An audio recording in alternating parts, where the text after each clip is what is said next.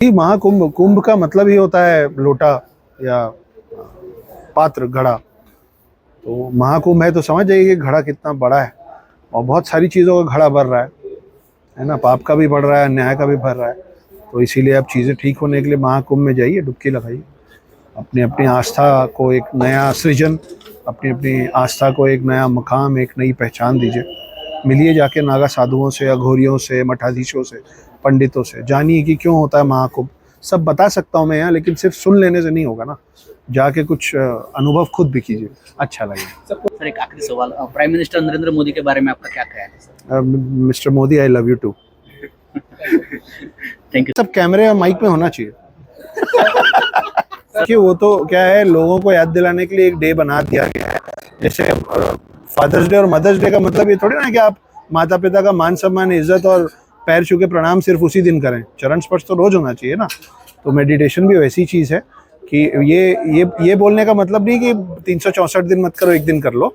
ये बोलने का दिन है, मतलब है कि इस दिन अगर अभी तक भी नहीं कर रहे हो तो आज से शुरू कर लो, है ना। हैप्पी न्यू ईयर वाली बात है कि 1 जनवरी से नया साल, तो नए रिजोल्यूशंस लो।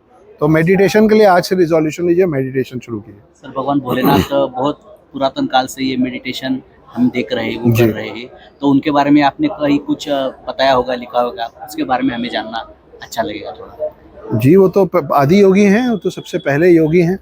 वो इकलौते ऐसे भगवान है। भगवान का फुल फॉर्म होता है भ से भूमि, ग से गगन, व से वायु, व में आ की मात्रा अग्नि और न से नीर, मतलब पानी। तो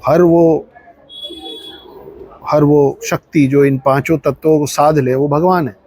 तो शिव जी का नाम उसमें सबसे पहले आता है, क्योंकि उन्होंने एक्चुअली भूमि, गगन, वायु, अग्नि और नीर को साध रखा है, उसके ऊपर कुछ नहीं है। तो और आदि योगी हैं, पहले सबसे लंबे और सबसे ज़्यादा समय तक ध्यान में जाने वाले भगवान माने गए हैं, जिनको देवों से लेके और असुर तक हर कोई पूछता है। तो आप में एक भी असुरी क्षमता है तो भी, और अगर आप असुर हैं और आप में एक भी दैवीय गुण है तो भी, आपको उनके सामने नतमस्तक होना पड़ेगा। सर पुणे बुक फेस्टिवल चल रहा है जी, आपकी बेस्ट सेलिंग बुक चल रही है, जी। आपने ऑटोग्राफ दिया, इसमें थोड़ा बताइए। किताब, मेरी किताबों का नाम है द हिडन हिंदू और द नागा वॉरियर्स। मेरा नाम है उर्मिला पुत्र अक्षत गुप्ता। बहुत सारा प्रेम मिल रहा है पूरे देश से किताबों पे। द हिडन हिंदू त्रयी है, 3 पार्ट्स में है, ट्रिलॉजी है, जिसको महेंद्र सिंह धोनी साहब की जो समकक्ष हैं, साक्षी धोनी, उन्होंने उसके विजुअल राइट खरीदे हैं। उस पर फिल्म बनाने का प्रयत्न चल रहा है।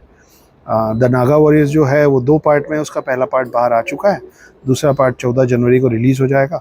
ये दोनों पार्ट का विजुअल राइट जो है वो बेक माई केक करके एक प्रोडक्शन है, जिन्होंने अभिषेक बच्चन जी के साथ 10वीं और जॉन इब्राहिम साहब के साथ बाटला हाउस बनाई थी। तो उन्होंने उसके राइट्स लिए हुए हैं, वो भी प्रयत्न कर रहे हैं उस पर फिल्म बनाने की। और किताबों पे काम कर रहा हूँ, लिख रहा हूँ। सर जैसे आपने बताया गया कि माँ का नाम बोल के हमें अपनी पहचान बनाना चाहिए जी। या किसी को बताना चाहिए, तो अभी महाराष्ट्र गवर्नमेंट ने अभी एक रूल पास किया है कि जिसमें पहले माँ का नाम लिखने का, उसके जी। बाद पिताजी का, जी। तो उसके बारे में आपका क्या है? तो महाराष्ट्र गवर्नमेंट के किसी नेताजी ने मेरी बात सुन ली होगी, मेरी गुहार सुन ली होगी, मेरी विनती सुन ली होगी, और ये चीज़ हुआ है, बहुत अच्छा है। अभी इंदौर में 7-8 दिन पहले एक बहुत कमाल का नया रूल बना है कि अब भीख मांगने वाले और भीख देने वाले दोनों पे केस दर्ज होगा। तो ये अगर कोई सुन रहा है तो ये सिर्फ इंदौर में नहीं, पूरे देश में हो जाना चाहिए कि सरकार और सिस्टम ने बहुत काम किया हुआ है, स्पेशली एबल्ड लोगों के लिए, अनाथ बच्चों के लिए, वृद्धों के लिए, सबके लिए सब तैयारियां हैं, जगह है। तो कोई कारण नहीं है कि रास्तों पे लोग भीख मांगते मिलें, चाहे किसी भी समुदाय के हों। तो जो इंदौर में हुआ है वो पूरे देश में होना चाहिए। और ये जो पुणे में, महाराष्ट्र में जो हुआ है कि मातृ नाम पहले लगे, वो भी पूरे देश में होना चाहिए। तो हम हमेशा से मैट्रियार्की सोसाइटी ही थे। आप उस धरती पे पैदा हुए हैं, जन्म लिए हैं आप, जहाँ पे स्वयंवर होता था, स्वयं वधू कभी नहीं हुआ। तो महिलाओं के पास शक्ति होती थी निर्णय लेने की कि वो किसको अपना जीवन साथी चुनेंगे, किस कुनबे को अपना मानेंगे और किसको आगे बढ़ाएंगे। तो मातृशक्ति के बिना तो कुछ नहीं है। तो माँ का नाम पहले आना तो एकदम करेक्ट है। पूरे युग के बाद ये पहले होने वाला है, साइकिल पूरी होने वाली है, इसमें क्या करना चाहिए? जी, महाकुंभ, कुंभ का मतलब ही होता है लोटा या पात्र, घड़ा। तो महाकुंभ है तो समझ जाइए कि घड़ा कितना बड़ा है और बहुत सारी चीज़ों का घड़ा भर रहा है ना। पाप का भी बढ़ रहा है, न्याय का भी भर रहा है।